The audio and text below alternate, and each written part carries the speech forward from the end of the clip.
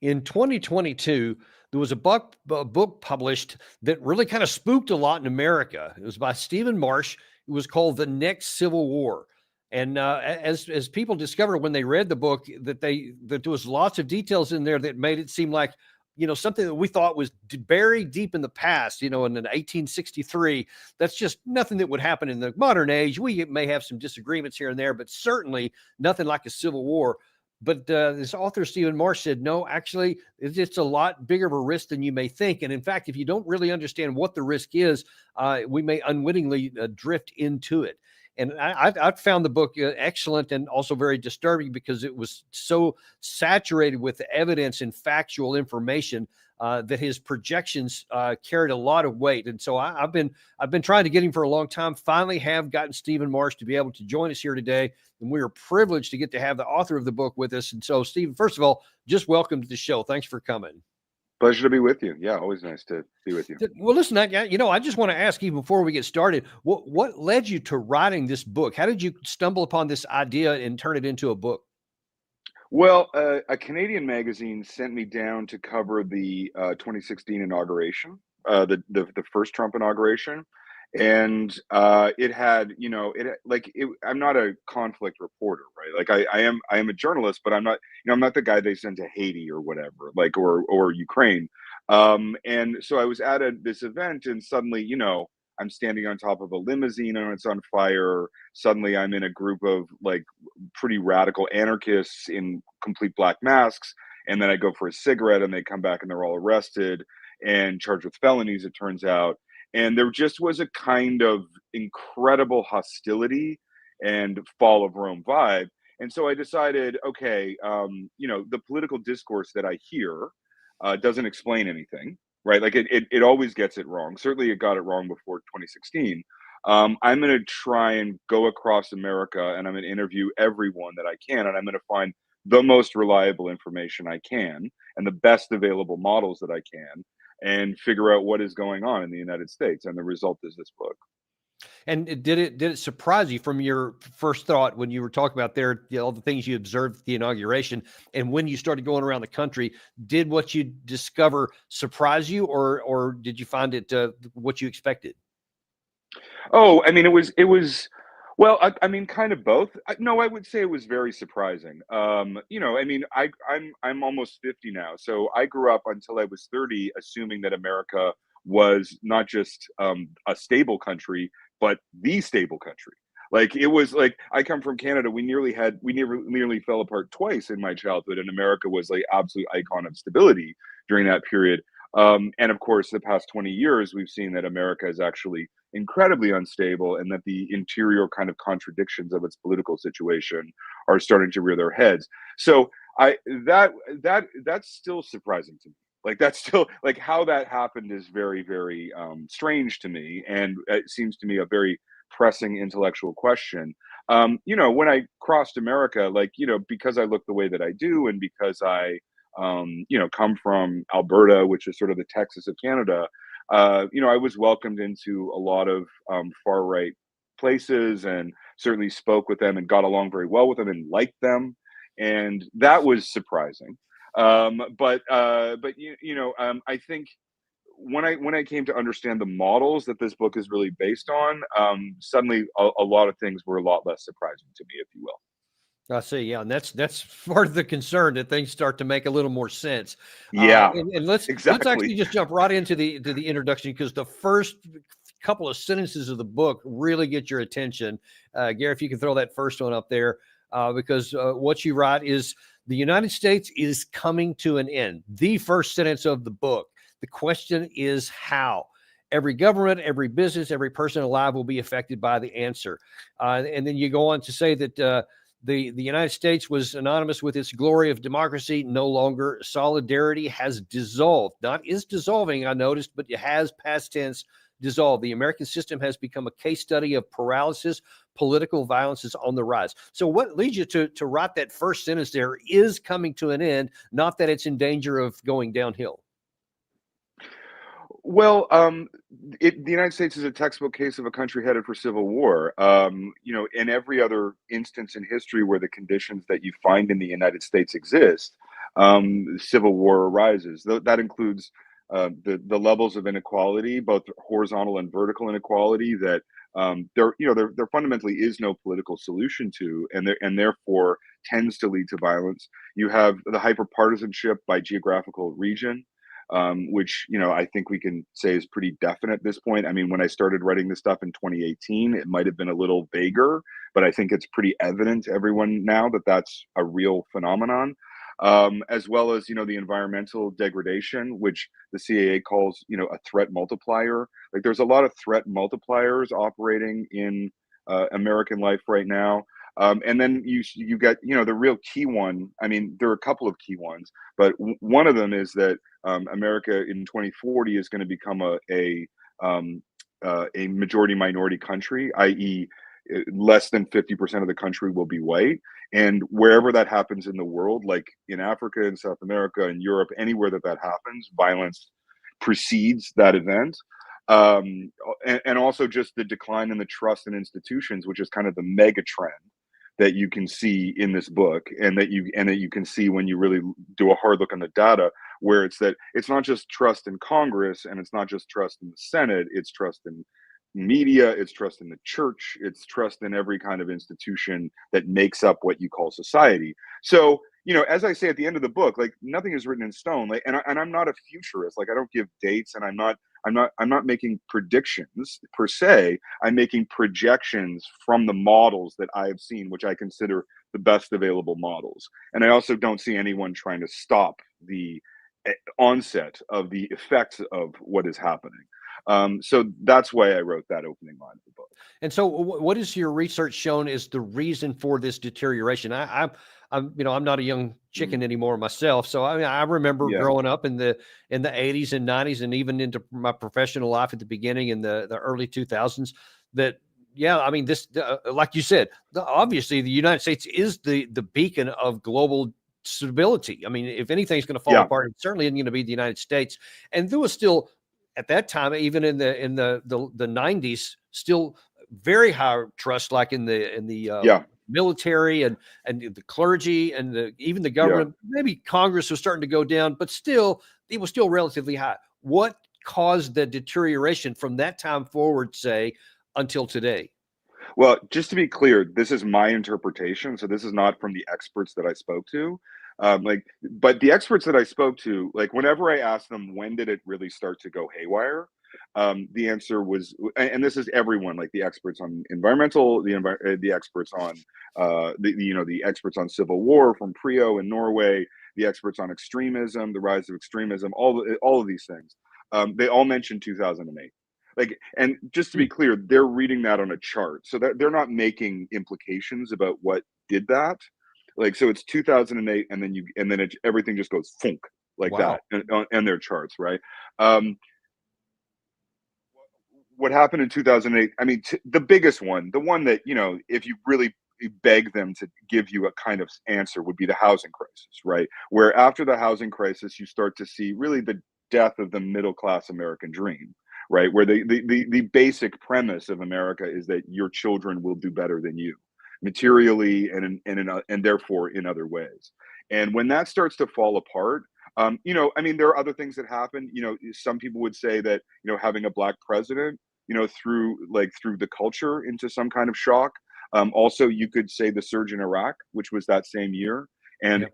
and the failure there, right? There are other things that are doing it, but 2008. I mean, to me, 2008 is clearly the turning point, right? And what you see in that, there's no causality. Like, what I try to do in this book, because American politics is so filled with just constant theories and constant explanations that really come out of nothing. I really try to make everything only what I can establish, right? Like, only what I feel, and to the point where I can tell the reader the value of the model, right? So economic models are worth practically nothing. I put those in the book too, but I explained these models are really worth very little. The environmental models have an unbelievable track record. I put that in the book too, right?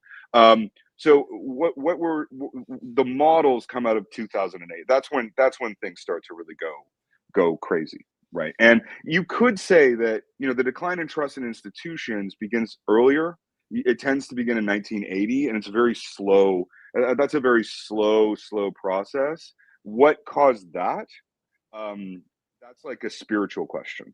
Like, I don't think I don't think I'm competent to give an answer to why there was this decline in trust in institutions. I think that is a broad, like, this book would never purport to give an answer to that. That's like a question of what happened in the American consciousness. And I don't know what happened there. It's perhaps not uncoincidentally around that same time also that you had the rise of a lot of social media, which put a lot of these platforms out there and gave an opportunity for people to share their views and complain and whatnot else. I mean, does Yeah. your research show anything about that? Well, I wanted to have a whole chapter on social media, right? Like, I had this whole thing planned out. And then I showed it to a friend, and he was like, "Well, all the same stuff happened in Germany, and it didn't happen. The same stuff didn't happen to them. And Canada has way more social media engagement than the United States, but it didn't happen with us either." And so, like, there's no question that social media affected this stuff, and like, obviously, one of the things that we're dealing with is this incredibly polluted information environment that we happen to live in, right? Where, like, any kind of basis of solidarity is mostly impossible because no one can agree on even the most basic facts, right? um, Social media contributed to that, but again, like, as I said, I only like to have things in this book that I can really demonstrate, right?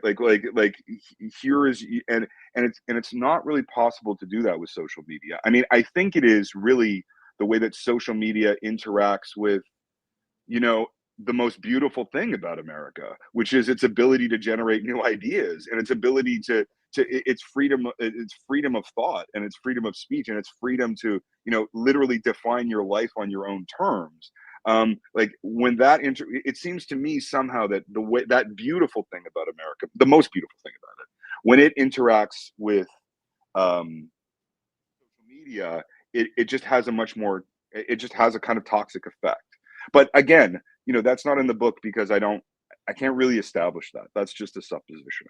So it could be that it's almost an enabler, if not a causality issue, Exactly. that it Yeah. was a carrier for these other deeper trends, I guess. Is that fair to say? Yeah, I mean, the CIA uses the phrase threat multiplier, and I really like that phrase because it's not exactly a threat, and it's not exactly like, you can't put a causality to it.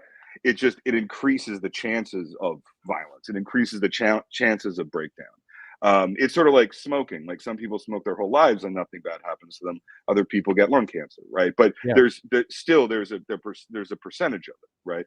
And that's how I think of the social media dimension of it. Although, obviously, information pollution, there's no I mean, I do deal with that in the book, right? Like, memetic warfare and the whole trend of using misinformation as a tactic and so on. That is much more, that is something that I think you have to face as part of the reality that is bringing up the chaos we're in.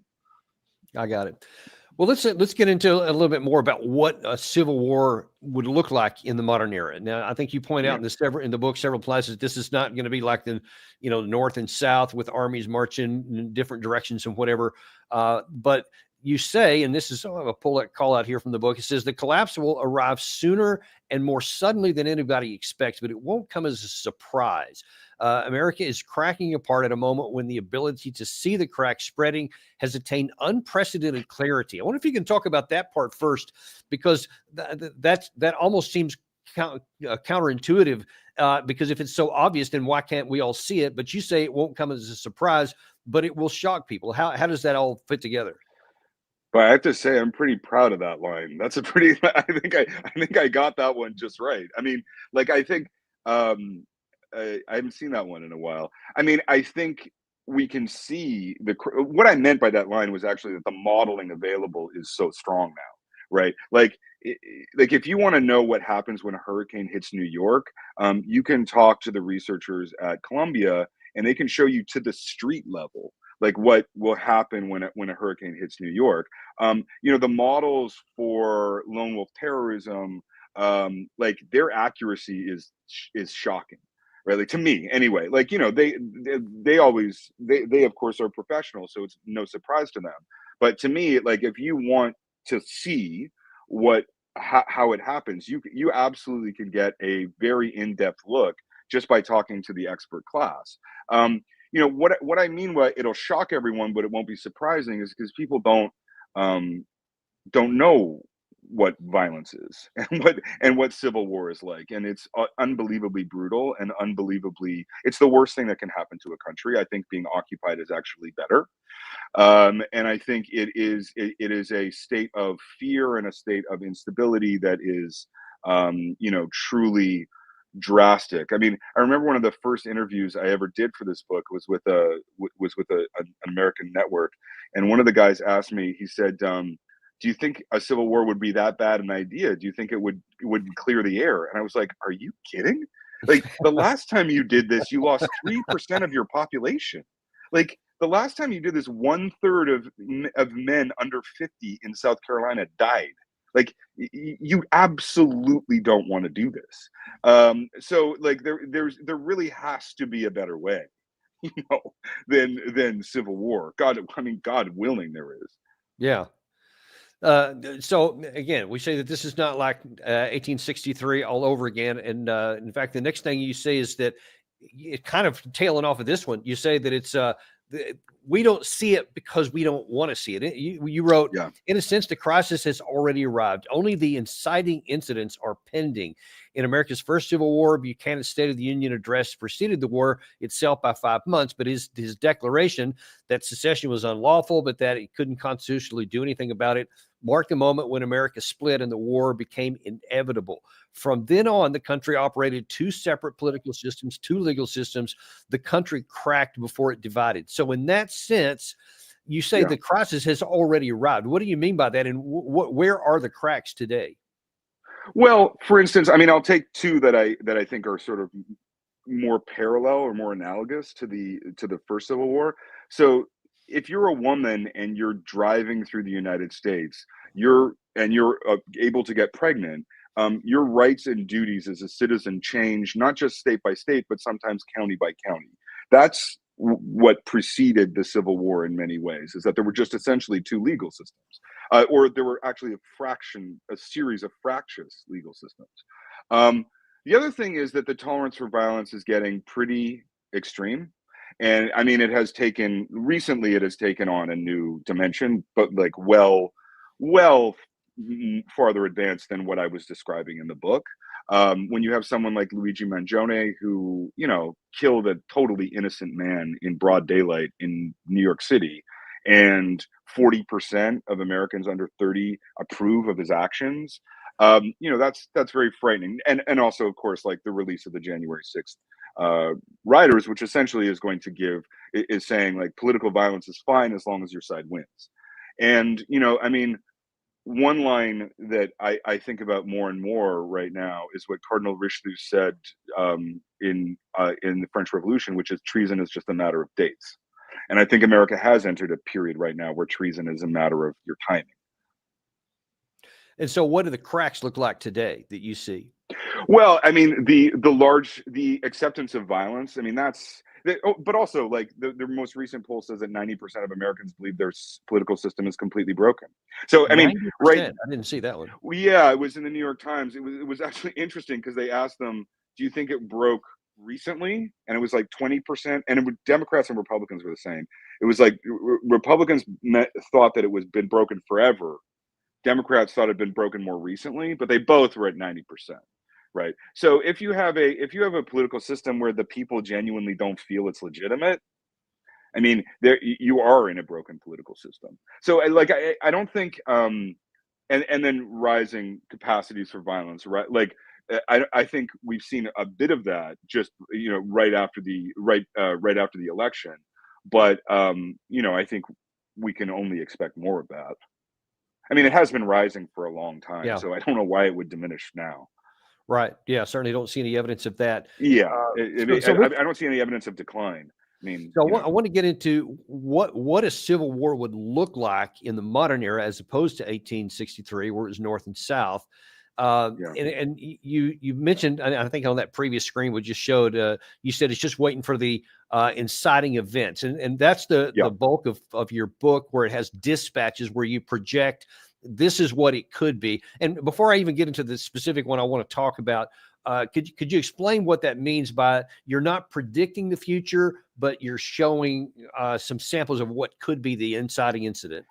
Yeah, I mean, nobody knows the future, and anyone who tells you they know the future is selling you something. But on the other hand, these models are hugely powerful, and they are pointing a direction for the country and for the world that is pretty unignorable. So in this book, the models are the stars, right? Like that's to show that is the point of the book. But I created sort of fictional scenarios to kind of put meat on the bones of what that would look like. In one of them, I imagined a county, a sheriff deciding to resist federal authority, and sort of going into battle against the federal, like the federal forces.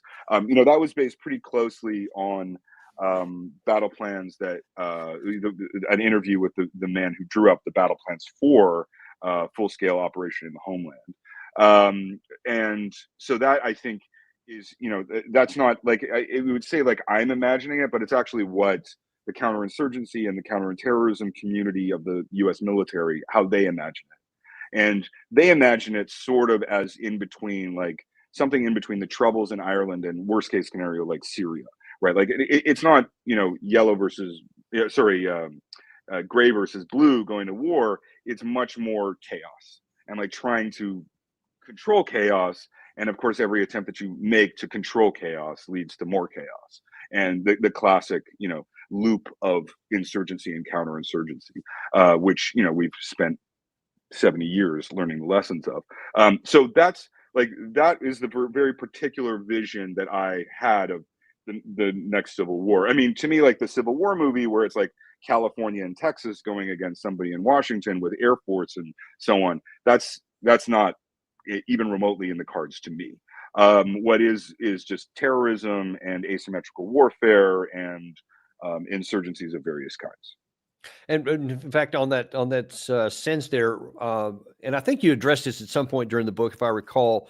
The secessionist movements that have been building a little bit of momentum in Texas and in California and maybe one or two other states or so.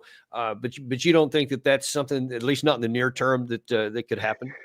Well, the interesting thing is, I never imagined in a million years that there would be a serious challenge to the 14th Amendment, right? Like the 14th Amendment is extremely clear. And the 14th Amendment is essentially after the Civil War, they say, you're an American first, and everything that the states decide to do has to come through you being an American, right? And if you're born in America, you're an American. Um, if that were seriously challenged, which it seems to do, then the path to secession would be much more open. But I mean, as it stands, like people think of secession as like you start a movement and then it splits. It's incredibly complicated to do. It's a vast legal process. If there were secessionist movements, like if you were Texas, you wouldn't be America anymore, right? Like you wouldn't be the world's 800-pound gorilla. You'd be another country. You'd be like Canada, right? Like except not as established, right? Like and so that the power that you would have to really secede, people don't really understand like how difficult it is to do that and the legal mechanisms that are required to do that. On the other hand, I fully expect those movements to grow in power over the next 4 years. There's very little doubt in my mind that they will. Yeah, which just I think just keeps the cracks growing as you're talking about here. Oh yeah, yeah, To yeah. me, I think that of the dispatches, the one that alarms me the most is the one about a presidential assassination. And Hmm. Gary, if you can put that's the call out there about the president up. First of all, you're talking about the meaning of the president, why this is so important. You say the hyperpartisan environment means that any American president will be a symbol loaded with a double meaning. She or he will be an icon of American leadership for half the country and an icon of oppression and illegitimacy for the other half. Symbolism matters. Countries live and die by symbols. No American president of either party now or for the foreseeable future can be an icon of unity, only of division. Now, you probably wrote that Jeez. somewhere in 2019, 2018. Now then, Yeah. how do you view that? Well, I mean, I'm glad you're showing the bits I got right.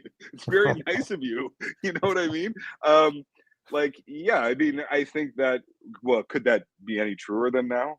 Like, I mean, I just think the presidency as a force for unification, I mean, we're talking in 2025, right? Where it has absolutely been a force of division and going to continue to be a force of division for the next 4 years at a minimum. But then whoever is elected next will equally be a force of division.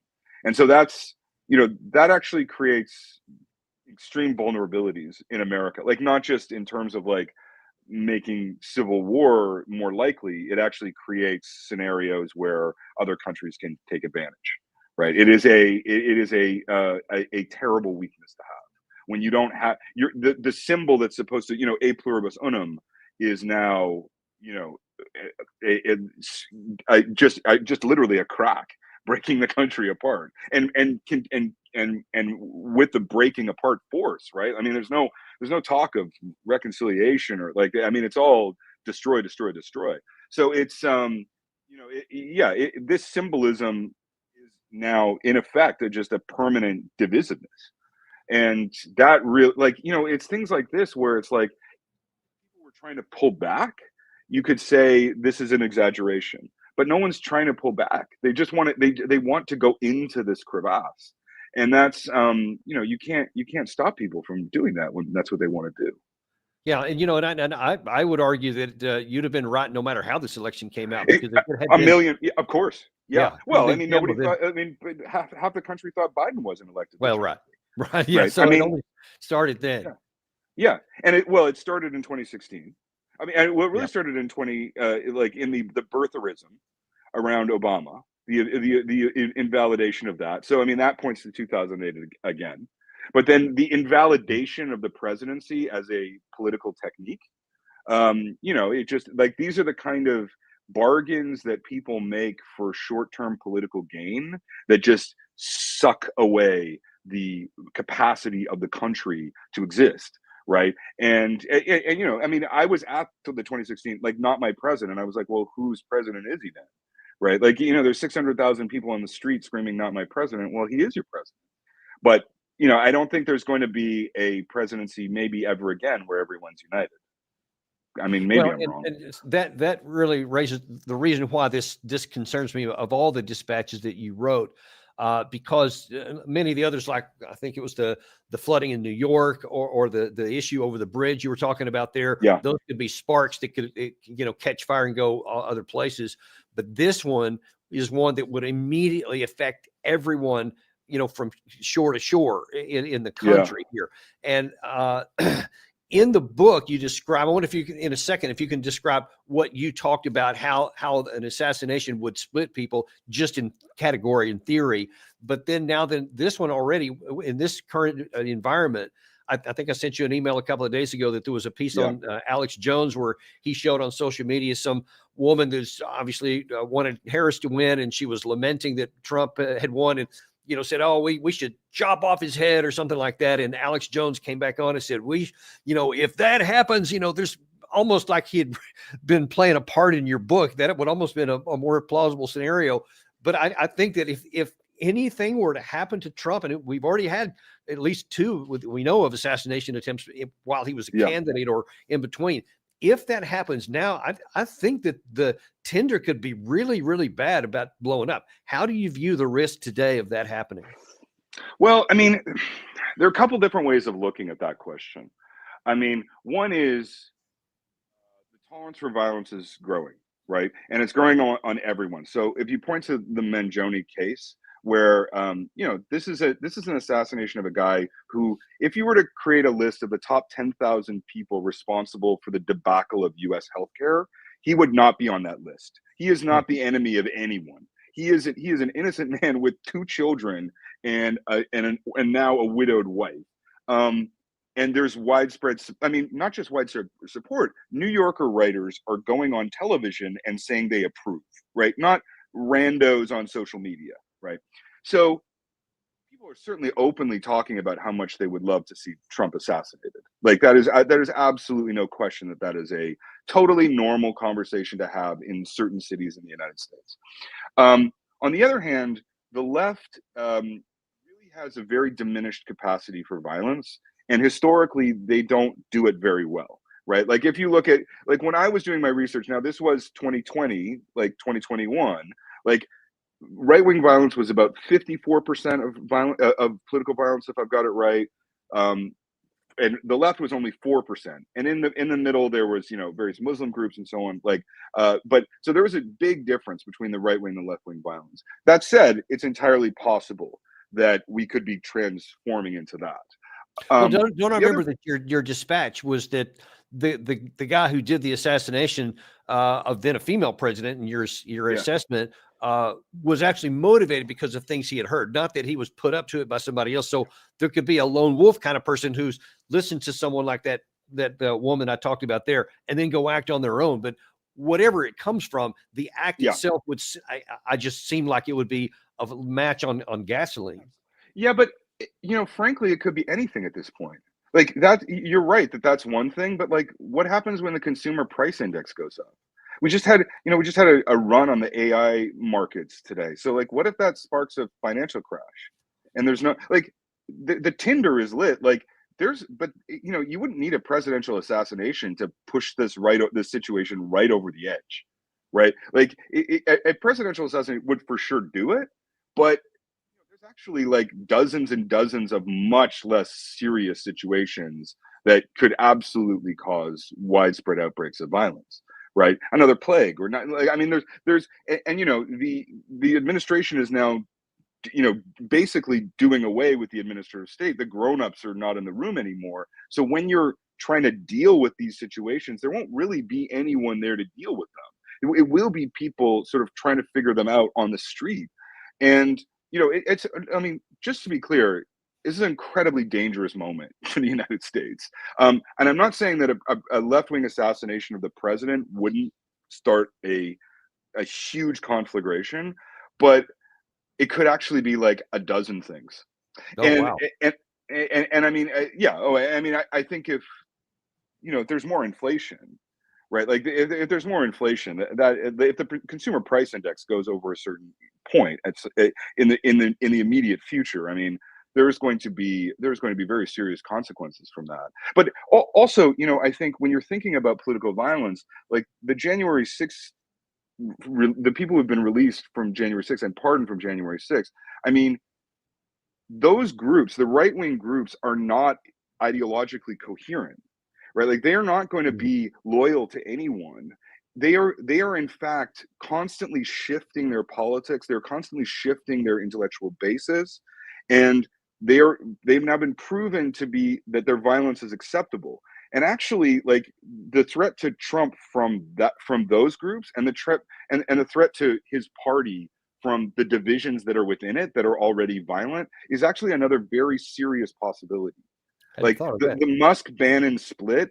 I mean, that's classic, right? And that could go a lot of different ways, and all of them violent. Wow, I actually hadn't thought about that Yeah, part there at all. And I don't know if this is the perfect tail end or not, but it may be even more complex than I thought. One of the other things in this whole book that really jumped out at me, and now that I've kind of gotten that lens to put on my face, it's like I see it all over the place. And that is not that there is no more United States of America. There are two Americas. And the way you wrote that is, Americans hate each other, that they don't speak to each other. No one occupies the middle ground anymore. Everyone separated into their one side or the other, the one party or the other, no matter what they may claim. According to Pew Research, and this is another thing that really highlighted it, 58% of Republicans view Democrats very unfavorably, up to 21% from 21% in 94, and 55% of Democrats view Republicans very unfavorably, up from 17. There are 41% of Democrats and 45% of Republicans who now believe the opposing party is a threat to the nation's well-being. And that was alarming to me because as a military man, when we're looking at potential external enemies, we say, all right, who is the most lethal, the threat to the country, and now then they're the enemy, and so we're constantly thinking of ways to defend against them or how we would attack them if we need to. And I can't think that something similar isn't happening internally on those same mindsets. I mean, it is. I mean, I've been around both sides. I mean, there is, these groups don't marry each other. They don't eat with each other. I mean, the craziest research, and remember, this is research I was doing in 2019, right? Like think about those stats, what they must be now, right? Like this is exacerbating, like, every day, right? One of the craziest stats I saw was that someone did phone data on Thanksgiving dinners, right? And Thanksgiving dinners where people came from red states to blue states or blue states to red states, they spent an hour and a half less with their families than if they came from, this is there is evidence, and again, this is from 2019, that hiring regimes are more prejudiced against people from other parties than they are from other races. And I mean Oh, wow. massively, Really? massively. Oh yeah, yeah. No, no. I mean, I think I mean, it was the number was crazy. Like it was, and I mean, so let's just put that in perspective. The Democrat Republican gap is much more intense than racial animosity in the United States. That's saying a lot. You know what I mean? Like that when you put it in that point of view, it's like, okay, well, what are we doing here? Like, what do we like? There needs to be some way to get out of this situation because because it's only getting worse, right? Like that's the thing that's so troubling. Is like I kind of wish this book had, like, those quotes you read were all embarrassing. Like they were all like, "Can you believe you wrote that? Like how stupid you must feel." Like, but it's only gotten more true, right? And that's upsetting. That the reason why that part is upsetting to me is the next part I want to go to is what experts say and what the people believe. Because if you're getting into all of these kinds of issues that you say and all the stats and whatnot, the fact is if people are thinking more about each other as enemies, if they're seeing each other more as opponents, if there are two Americas, then you see that in foreign policy, a panel of national security experts assess the chances of a civil war over the next 10 to 15 years. The answers range from 5 to 95%. That's a big spread, but that's the consensus stood at 35%, which is also huge. Then on the Right. personal level, 2019 poll from Georgetown asked Americans how close the edge of a civil war their country was on a scale of 1 to 100. Almost the aggregate of their answers was 67. That was much more alarming to me. So almost Yeah. exactly 2/3 of the country. If you believe the other side is an enemy and you believe that it's inevitable that we're going to fight, then it seems that continues to erode the threshold from entering into this kind of a conflict. Oh, and I mean, think of the larger consequences. What if there's an attack? What if, like, where to what if other countries who wish you ill want to do you harm? Who at this point in history could your country even recognize that an external enemy was worse than their internal enemy?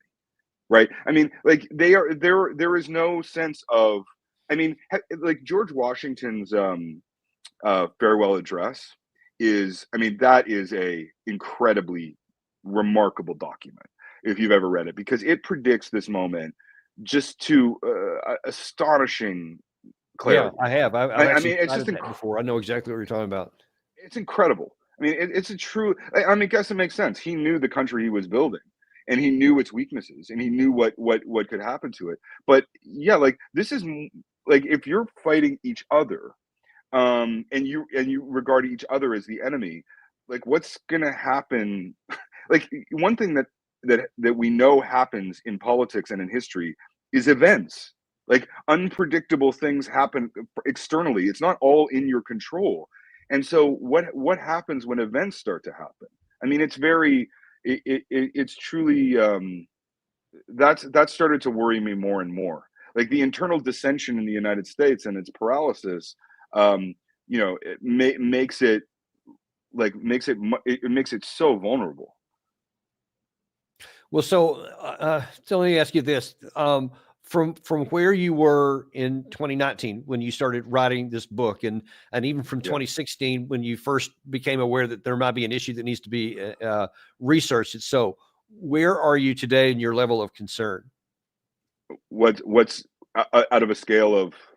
Well, from where you were in 2019. Oh, well, I mean, in 2018, when it was a magazine piece that turned into this book, my editor said, "You don't believe this, do you?" And I was like, "No, no, I do believe it." And then I remember when I sold it to my publisher, Simon and Schuster, and I remember he was on Sixth Avenue in New York, and I like crossed Fox News is right there, and I crossed right in front of Fox News, and there was a fist fight between some protesters outside Fox News, and I had to literally jump out of the way of somebody being beaten up. And I Oh handed in Lord. my manuscript, and I handed in my manuscript, and he said, "But you don't actually believe this is going to happen." And I was like, "I just left a fist fight on Just the this street outside. outside your office. Like, I think there's something to be worried about here." Um, I think like what's happened is the models have been right. Like they're clarifying, and like certainly, when I wrote this book, I don't give dates or anything like that because it's not, as I said, it's not a work of futurism. It's not really prediction. But the date I had in mind was 2040 because that's the date when America becomes a majority minority country and so on.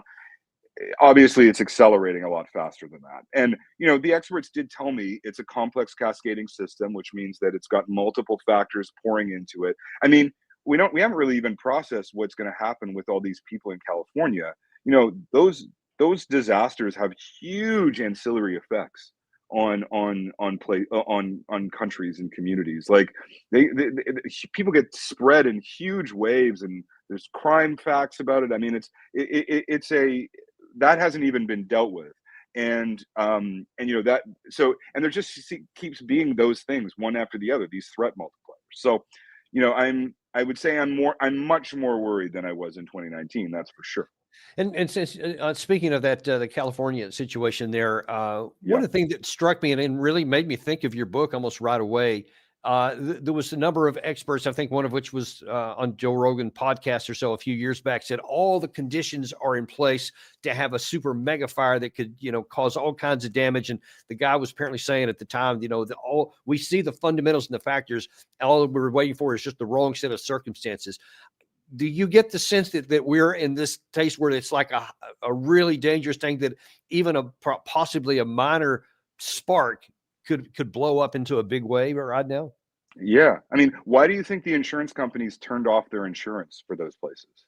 Because they can read the data, right? And they can read, they know what, it's not that they know what's going to happen, but they know what the odds are, right? And I mean, if you want to be really like the most frightening thing in this book, which is the chapter on New York, hasn't happened yet, but it's the most stable, it's the most reliable information in the book, right? I mean, that is based on the data of a reinsurer. So that's someone who insures insurance companies. Literally trillion-dollar bets are made on his information and his models, and he doesn't think New York's going to survive. And New York, like Los Angeles, very important city. New York is the center of the financial universe. 88% of foreign currency trades go through New York. If New York falls, a true chunk of the world order will fall with it, right? So, yeah, like I mean, that was the point of the book: is that the dry tinder is there. How it's going to, play out, no one knows. But So, if so you read the data, you can as tell. we kind of close out here, I wonder if you can kind of help people get a sense of it. So whether, because you said a minute ago, there could be any of a dozen, maybe even plural dozens of potential sparks that could cause something. But once something happens, what does it look like on the ground? What does it manifest in say Lubbock, Texas, out in the middle of nowhere, or in somewhere in the middle of Alabama or so? For just regular people, how would this manifest on the ground if the spark catches on fire? Well, I mean, when I was trying to establish that, I was talking to a lot of veterans. I was talking to a lot of soldiers who'd come from Civil War situations. I mean, essentially, what it is terrible violence, like horrific levels of violence that are incredibly devastating to communities, and then the attempt to clamp down that violence to give a space for some kind of peace. And that means things like Alaska gates between counties, having to have your papers when you go from state to state. It means incredibly restrictions on your life, which frankly, like Americans, I mean, can you imagine trying to get Americans to carry papers. I mean, who could be tasked with such a task, right? And I mean, though that was the kind of impression I got from the counterinsurgency experts, and that's how I envisioned it, right? So clamping down on movement and society, in a country that literally can't even, restrict guns. Meanwhile, violence blowing over the edges, and that is what it looks like in a lot of places where it hasn't happened before, and then suddenly it happens. And in some, we've had little glimpses of that so far, like during a lot of the pandemic times, and there was some of the issues with George Floyd, and we had a Yep. lot of violence going on in some cities, but was they were able to contain it, and it didn't blow up then. But I guess if you get a situation where, especially if whatever it is, what's the economic situation, and it's not located or isolated to a geographic location, but it's something that affects all over the place, then I guess the chances and the risk of widespread violence rises. Is that accurate? Well, I mean, imagine 2019 and January 6th, but you don't have a functioning police force anymore because Kash Patel's in charge of the FBI, and no one, like, the inspectors general have all just been fired. So you're going to have this administrative state extremely hampered, and that's what Trump was elected to do. So imagine those events where you really don't have any kind of grown-ups trying to impose order. Instead, you have, roving counter gangs with each other. I mean, that's one vision of it. It's also, even in those incidents, you had things like police forces going off uniform and acting in effect as small militias.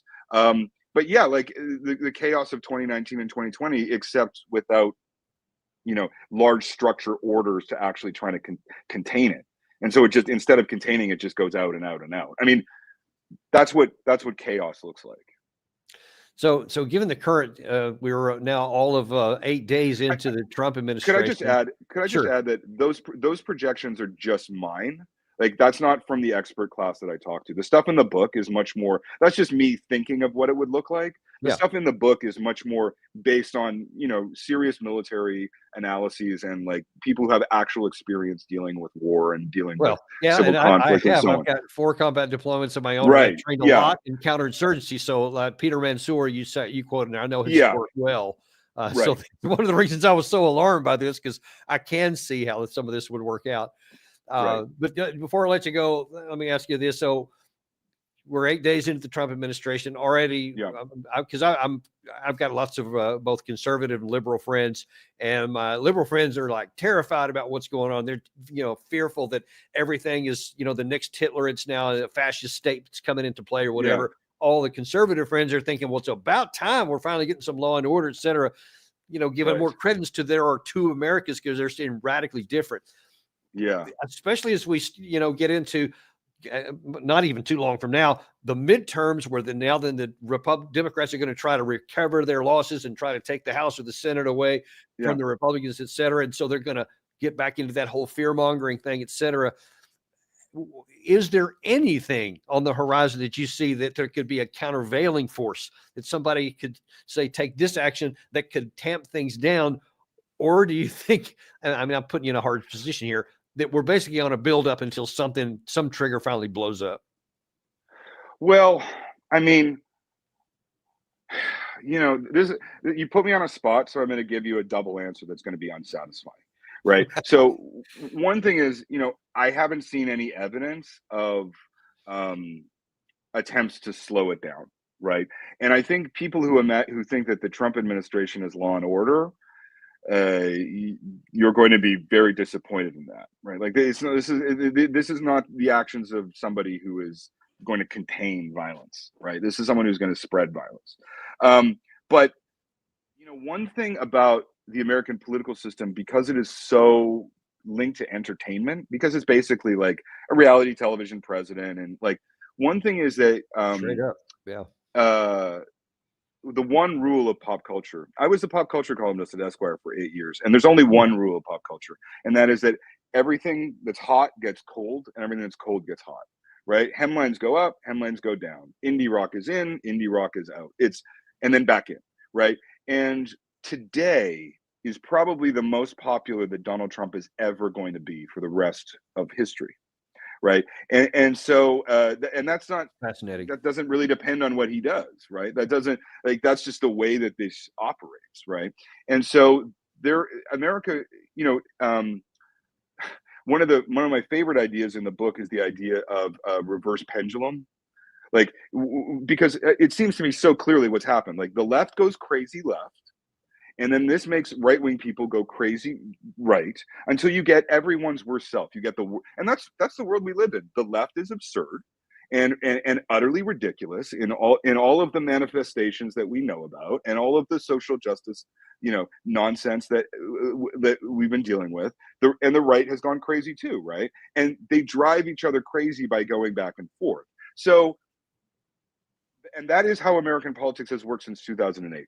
Left, right, ever more extreme versions of both things, right?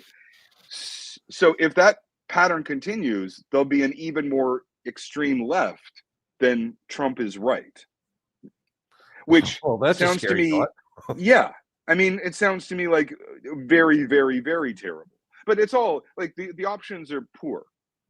There's no, like, this, as you know, 90% of Americans know their political system is broken, right? So it's not like, you can't really get good outcomes when you have a bad system. It doesn't matter what people you put into. It doesn't matter how good the men and women you put into her. If you have bad systems, Yeah. you get bad outcomes. And I know a lot of history, and Yeah, until you get the system itself breaks down and has to be rebuilt, I don't know how you get it fixed. I mean, there are very, America was the exception, right? Like, America was the self-righting ship, right? It was the system that didn't break down, that just kept, it had the Civil War, and then it righted itself, and then it kept righting itself. And that phase is past, I think. It faces past, and I guess we'll have to see what happens next. But at least the contours are there. It just is Yeah. up to us to what happens next. And I sure appreciate you coming on and providing such clarity to this, because this is a really an illuminating, if somewhat disconcerting show today. Appreciate it, though. Real pleasure to talk with you. Thanks a lot. And thank you guys too. Be sure and like and subscribe if you haven't done it on the way out. We always appreciate you having it. We're going to continue to be unintimidated and uncompromised to bring you the truth, no matter what it is, even if it's something that's very alarming like this one here, because you deserve to know the truth. Thank you very much. We'll see you on the next episode of Daniel Davis Deep Dive.